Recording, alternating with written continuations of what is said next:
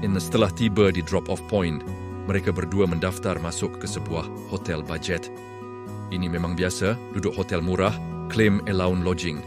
Namun, suasana di dalam bilik itu lebih suram daripada biasa. Kelihatan muka Pak Pandir muram durja. Dia merenung mesej di telefonnya bagai orang putus cinta. Memang bukanlah ini gaya Pak Pandir yang selalu penuh semangat wajah. Pandir, kau ni dah kenapa monyok je? Macam itik kena curi. Hah, alang-alang kau tengah down ni, aku nak bagi kau satu teka-teki. Apa dia, Lang? Cepatlah sikit. Hati aku tengah walang ni. Kau dengar baik-baik. Mi apa? Bila dah habis, kau dapat bihun. Mi kari, mi Bandung. Kalau dah habis mi, kenyanglah. Celatang mana datang bihun? Jawapannya ialah, meeting. Ha.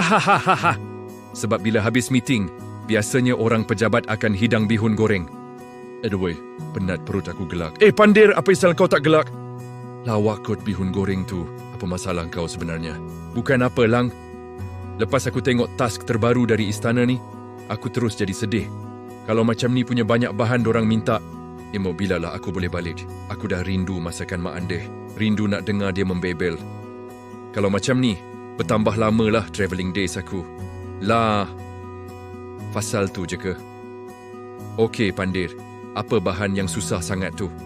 Kau dah daki gunung, kau dah rawat perut naga. Dan kau tengok tu, Lang. Bukan satu, bukan dua dia maunya. Rempah ratus je nak.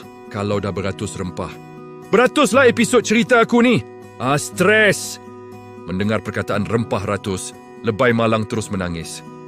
Bukan menangis sedih, tapi menangis kecewa. Aduh, Pandir, nama je rempah ratus. Tapi kau tak perlulah nak cari beratus-ratus jenis. Tak guna punya lurus. Rempah ratus tu kan nama kumpulan rempah untuk masakan tertentu. Mari sini. Aku bawa kau pergi tempat yang betul. Maka Lebay Malang pun membawa Pak Pandir ke sebuah tempat yang agak jauh. Tapi fare still murah sebab ada promo kod. Kilang Adabi, tempat di mana keajaiban kulinari Nusantara bermula. Wah, bersih sungguh tempat ni, Lang. Bau dia... bau ketumbar, bau serai, bau rempah kari. Ini bau Mak Andeh. I miss her already. Ini dia. Perkenalkan, ini kawan lama aku, Tuan Syed. Dan di sebelahnya, manager Kilang Adabi yang paling handsome. Selamat datang, Encik berdua. Jangan risau, kami ada semua bahan yang Encik cari. Rempah ratus. Dalam satu pek Adabi ni ada semua. Ya Allah, terima kasih.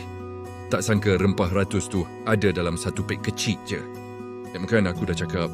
Itulah kau, Pandir. Kau tak kenal Adabi. Adabi melazatkan, Adabi menyelerakan, mengandungi pelbagai rempah, melazatkan kari dan kuah. Okey, bye.